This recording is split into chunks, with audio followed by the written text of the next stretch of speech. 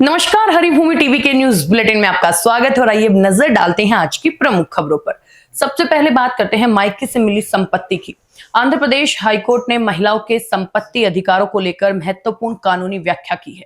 Court ने साफ किया है कि यदि किसी हिंदू महिला को उसके माता पिता या मायके पक्ष से उत्तराधिकारी में कोई संपत्ति प्राप्त होती है तो उस पर उसके पति या ससुराल पक्ष का कोई कानूनी अधिकार नहीं होगा। विशेषकर ऐसी स्थिति में जब महिलाएं निसंतान हो और उसने अपनी संपत्ति की कोई वसीयत ना की हो तो उसकी मृत्यु के बाद वो पूरी संपत्ति वापस महिला के पिता के कानूनी वारिसों के पास चली जाएगी। न्यायमूर्ति तारलाडा राजशेखर राव ने हिंदू उत्तराधिकारी अधिनियम का हवाला देते हुए ये व्यवस्था दी। ये फैसला एक पारिवारिक विवाद के दौरान आया जहां एक महिला की मौत के बाद उसके पति ने संपत्ति पर दावा ठोका। इसके साथ ही हाल के दिनों में सुप्रीम कोर्ट और इलाहाबाद हाई कोर्ट ने भी घरेलू कामकाज और भरण पोषण के मामलों में पत्नियों के सम्मान और अधिकारों को लेकर प्रगतिशील टिप्पणियां की हैं जो भारतीय न्यायपालिका के बदलते दृष्टिकोण को दर्शाती हैं। लहलहाती फसलों से धरती, हर चेहरे पर है मुस्कान, खुशहाल हुआ है अपना किसान, पंजाब किसान।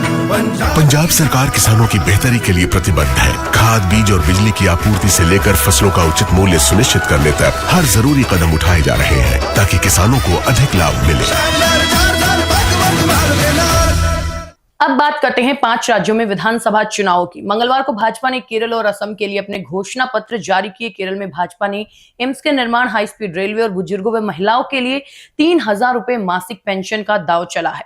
वहीं असम में मुख्यमंत्री हिमंता बिस्वा शर्मा ने घुसपैठियों से जमीन वापस लेने, लव जिहाद पर सख्त कार्रवाई और समान नागरिक संहिता यानी यूसीसी लागू करने का संकल्प दोहराया है। दूसरी ओर पश्चिम बंगाल की मुख्यमंत्री ममता बनर्जी ने चुनाव आयोग को पत्र लिखकर भाजपा पर बाहरी लोगों को मतदाता सूची में जोड़ने और वोटर हाईजैकिंग की साजिश रचने का गंभीर आरोप लगाया। इस बीच खेल जगत के दिग्गज लिएंडर पेस भाजपा में शामिल हो गए, जबकि तमिलनाडु में अभिनेता विजय की पार्टी टीवीके पर आचार संहिता उल्लंघन का मामला दर्ज हुआ है। राजनीतिक आरोप प्रत्यारोप के इस दौर में कांग्रेस ने भी असम के लिए अपनी 5 गारंटियां जारी कर चुनावी मुकाबले को त्रिकोणीय बना दिया है। अगली खबर गुजरात से। सूरत में मंगलवार दोपहर एक रिहायशी मकान में भीषण आग लगने से एक ही परिवार के 5 लोगों की मौत हो गई। मरने वालों में 4 महिलाएं और एक बच्चा शामिल है।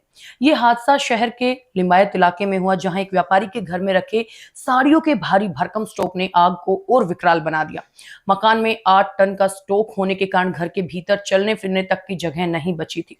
इसी लापरवाही और शॉर्ट सर्किट की आशंका के चलते भड़की आग ने चंद मिनटों में सब कुछ खाक कर दिया। साड़ियों के भारी स्टॉक के कारण धुआं और लपटें इतनी तेज गति से फैली कि अंदर फंसे लोगों को बाहर निकलने का कोई रास्ता नहीं मिल सका। अब बात करते हैं संसद में पेश सीएजी रिपोर्ट की।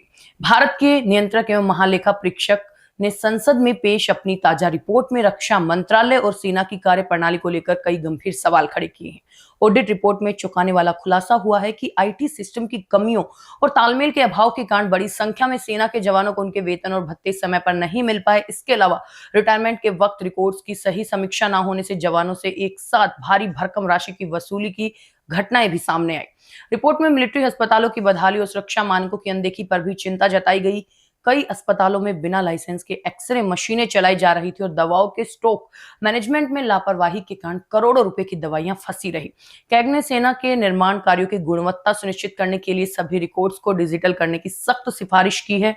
मंत्रालय ने कुछ सुधारों का आश्वासन दिया है, लेकिन ऑडिट ने बुनियादी ढांचे और स्वास्थ्य सेवाओं में तत्काल बदलाव की आवश्यकता पर बल दिया है। आखिर में बात मौसम की। वेस्टर्न डिस्टर्बेंस के सक्रिय होने से देश के बड़े हिस्से में मौसम ने करवट ली है, जिससे मैदानी इलाकों में बारिश और पहाड़ों पर बर्फबारी का दौर शुरू हो गया है।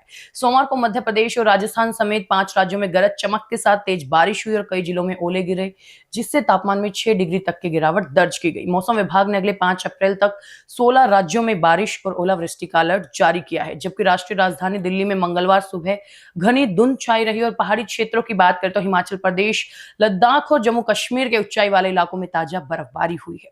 कश्मीर के बांदीपोरा में एक बड़ा एवेलेंच होने की खबर है, जिसके चलते बांदीपोरा गुरेज मार्ग बंद हो गया है। प्रशासन ने अगले 24 घंटों के लिए 2400 मीटर से अधिक ऊंचाई वाले क्षेत्रों में एवेलेंच की चेतावनी जारी की है और इस बेमौसम बरसात और ओलावृष्टि ने हिमाचल और मध्य भारत के किसानों की फसलों को भी काफी नुकसान पहुंचाया है।